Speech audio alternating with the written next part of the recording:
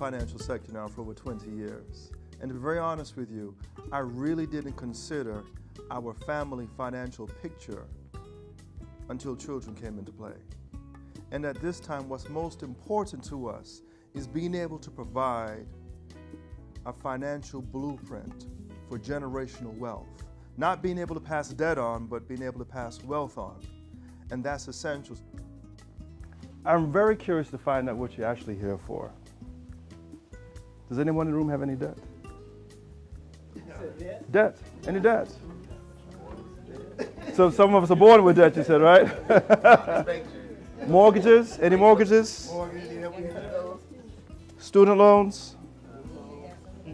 Car notes? Credit cards? So we're all familiar with that aspect of it, right? We all have that in the room. Future Family Finance was really birthed from that. And so today, what we have now is a company going full circle in which we're able to provide not just eliminating debt for individuals, but showing families how to pass on wealth from one generation to the next. And in our community, we have to be very honest with ourselves. There are too many statistics of us passing on debt, but not passing on wealth. And we have to break the cycle. And so having the tools and a system in place that allows individuals now to pass on wealth and not debt is what we bring to the table. What you're not going to hear today is a presentation about sacrifice. We've been beat up a bit too much with that, haven't we? Cut this out, stop doing this. It's not going to be one of those scenarios this morning.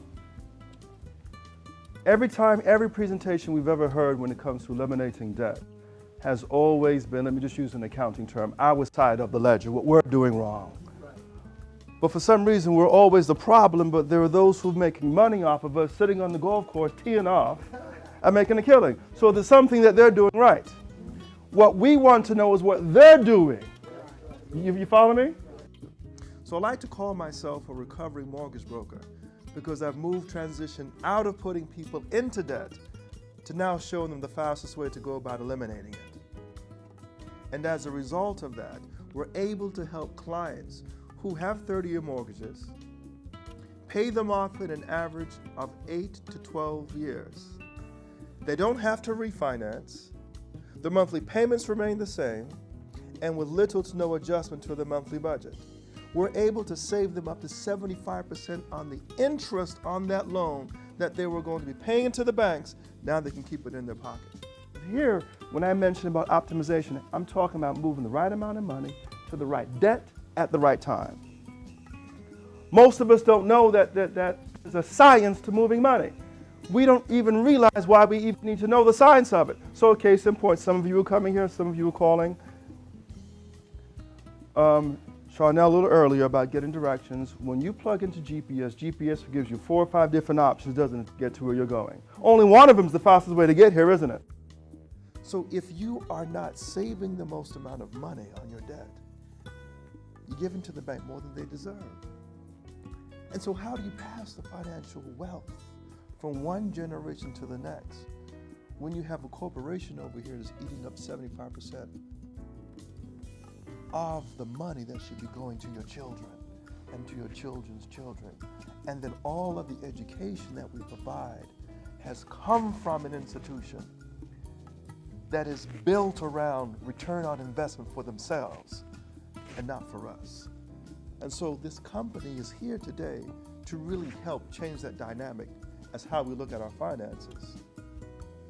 And so for us, we're teaching concepts that are not taught on any level of education. We have to agree that we've all been taught, for example, a debt roll-down system. Let's pay the smallest debt off first and take that money and we roll it up to the next debt. This is what we've all been taught. Now, does it work? Does it save us some money? Of course it does. But we're not taught to ask the right type of questions. For example, we've all been taught sacrifice. We have enough of that. Nowhere in any of our presentations do we discuss sacrifice. To use an accounting term, we're talking about what the banks are doing on the other side of the ledger. What tools that they use to maximize returns, can we use those same tools to maximize savings for ourselves? And that's what we do at the end of the day. We want to get this information out to as many people as we can.